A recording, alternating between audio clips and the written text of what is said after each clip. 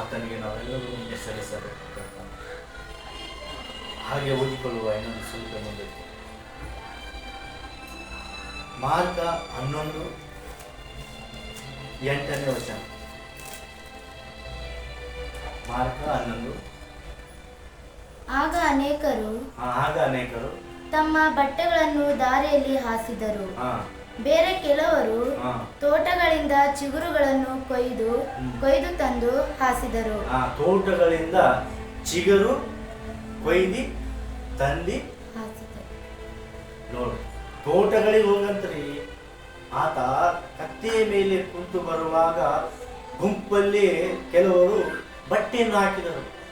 ಮತ್ತೆ ಅದೇ ಗುಂಪಿನಲ್ಲಿ ಆ ಚಿಗುರುಗಳನ್ನು ತಂದು ಹಾಸಿದ ಪ್ರೀತಿಯ ದೇವರ ಮಕ್ಕಳೇ, ಈ ಒಂದು ದಿವಸ ಸಂತೋಷದ ದಿವಸ. ಪ್ರೀತಿಯ ದೇವರ ಮಕ್ಕಳೇ,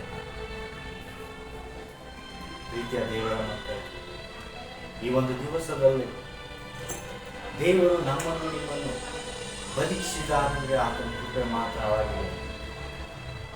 ಪ್ರೀತಿಯ ದೇವರ ಮಕ್ಕಳು, ಇಲ್ಲಿ ನೋಡಿ, ದೇವರು ಬರ್ತಾ ಒಬ್ಬ ಪ್ರವಾದಿ ಹೇಳಿದ ಮುಖಾಂತರವಾಗಿ ಆ ದೇವರು ಕೊಟ್ಟಿದ್ದ ಮಾತಿಗೆ ದೇವರನ್ನು ಹೇಗೆ ಇದನ್ನು ಮಾಡ್ತಾ ಇದ್ದಾರೆ.